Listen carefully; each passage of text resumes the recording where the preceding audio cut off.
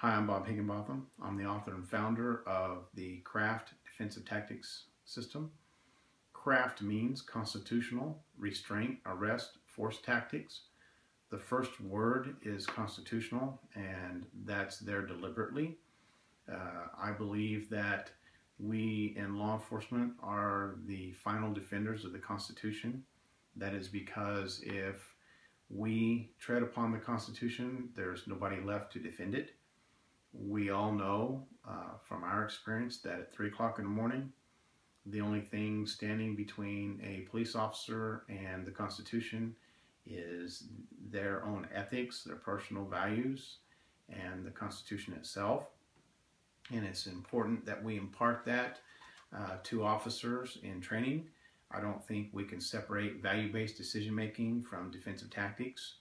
And that's one of the primary differences between the CRAFT system and conventional training, is that we blend value-based decision-making with DT training. CRAFT is primarily two things for any department or agency.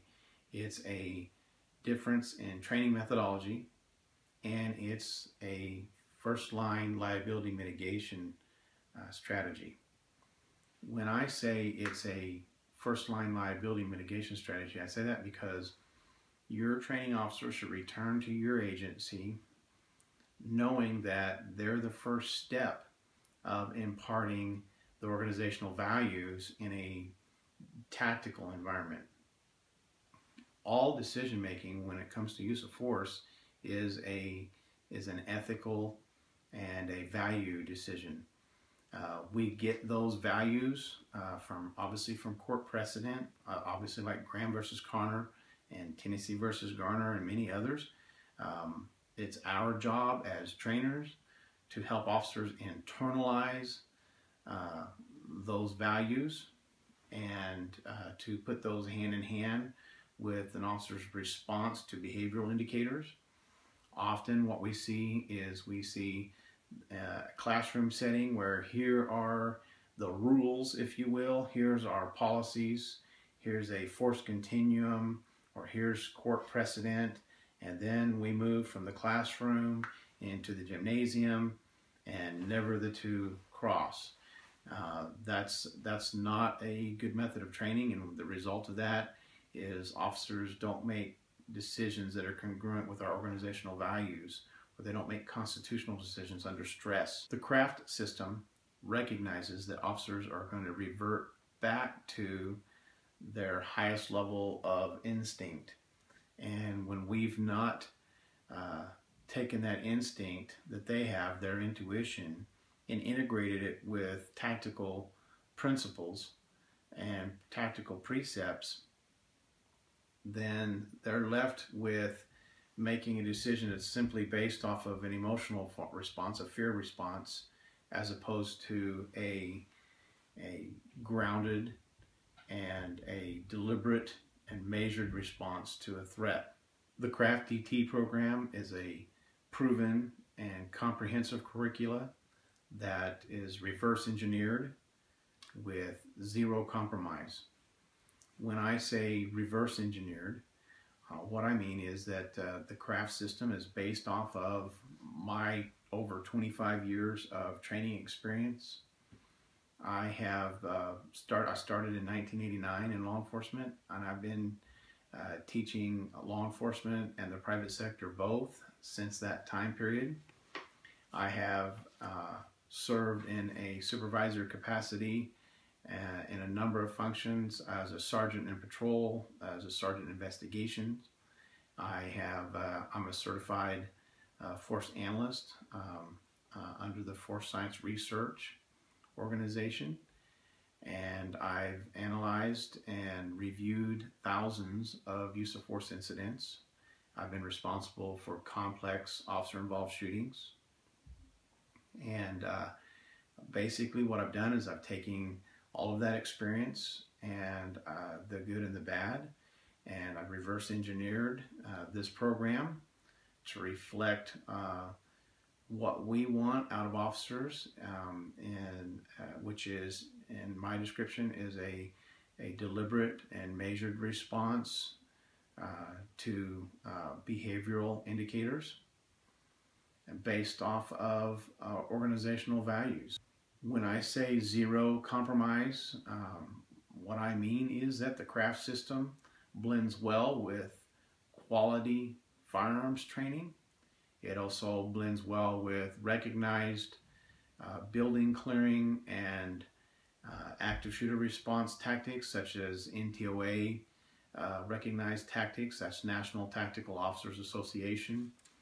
I served in SWAT in a number of capacities. I began as a sniper, then eventually a sniper team leader. Eventually I moved over to the entry side and served as a team leader, and finally as a tactical supervisor on a 24-member SWAT team.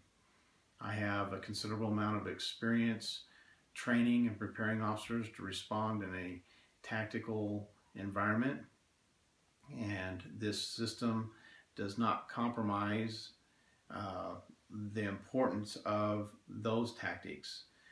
Quite frequently what you'll see in most training programs is a disparity between what the defensive tactics instructor wants and what a firearms instructor wants. And that simply is not good training for your officers or for your agency. Those two things should go hand in hand. Those instructors should be on the same page in how they operate. And the problem is a lot of tactics that are taught in conventional DT don't work well with tactics where somebody has their firearm out as is when they're building, clearing, or responding to an active threat. The craft system distinguishes itself by making officers responsible for their own safety and to manage their own jeopardy with good decision making. How we do that is we don't ask officers to compromise their safety by using empty hand techniques on subjects who are physically superior to them. An opponent might be physically superior to an officer by either means of a mental defect or drug or alcohol ingestion, or simply because they're physically superior and larger than the officer. A lot of traditional or conventional training uses empty hand control techniques on subjects who match that description and who are exhibiting behavioral indicators or threat indicators or flight indicators. Something like an arm bar, which has been an accepted practice for years. I've used an arm bar more times than I can recall. Something like an arm bar is not meant to be used on somebody who's physically and stronger than us. If you will take, for instance, I have an 11-year-old son. He's a strong young man, but there's no way he can place an arm bar on me and successfully execute it simply because I'm bigger and stronger than he is. And for generations, we've been asking officers to do just that. Use this wrist lock, use this technique, this arm bar, or whatever technique it is on somebody who's stronger than you. And those tactics are not meant for that. They never were. It was a compromise that invaded into police tactics. Officers need to recognize that there's a limitation to a lot of those empty hand control techniques, and the answer is to recognize suspect behavior, and if they're seeing those threat indicators, they need to choose to either increase officer to suspect ratio or to disengage and buy time until such time they can allocate the appropriate resources there, whether that's more officers or a beanbag or whatever method of control they need. Or they need to recognize that because this person's exhibiting this threat indicator or this flight indicator and they're physically superior to them, that they need to transition to another means of control, such as the taser or OC. Another component of the craft system is that we teach officers to preemptively respond to these indicators. A lot of times what happens, we'll be looking at a video and see that there were plenty of behavioral indicators that an attack was imminent or that flight was about to occur. And in hindsight, the officer may say, well, I knew something was wrong, I just simply couldn't label it, or I didn't know what it was. And the problem there is because an officer can't categorize a given behavior, most of the time they just don't respond. The craft system teaches them to recognize that even though they're not capable of categorizing or labeling what they're intuitively sensing, they still need to respond proactively to it by taking control. The fact that they're encouraged to respond preemptively to these indicators reduces the use of force rates. It reduces high levels of force because the officers are managing the event early on rather than waiting till it escalates out of control.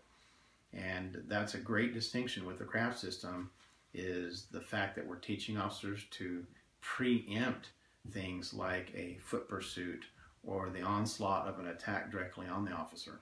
In doing this, we're placing the responsibility back on the officer.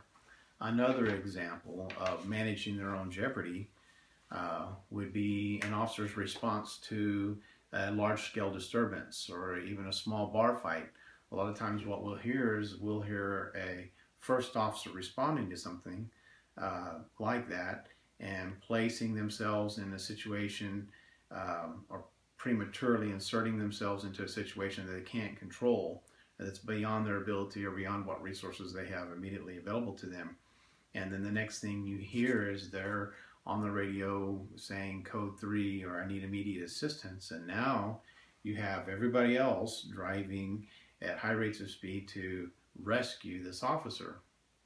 Whereas what we're encouraging them to do is to assess their ability and recognize their limitations and to be responsible for their decision making so that they're not inserting themselves into a situation that they aren't capable of ultimately controlling. A lot of times officers respond to such events with heightened emotions rather than sitting back for one moment and recognizing ahead of time really what this is. They look at it for what it might be or what it sounded like upon the dispatch, but not for what it really is. And it's important for them to take responsibility to manage their own safety. And we put that responsibility back on the officer. I want to thank you for taking the time to watch this video. I do encourage you to give me a call if you have any questions. My phone number is 417-850-3063. You can also reach me by email, bob@bobhigginbotham.com. I welcome any inquiries, and I appreciate your investment of time today watching this video. Thank you.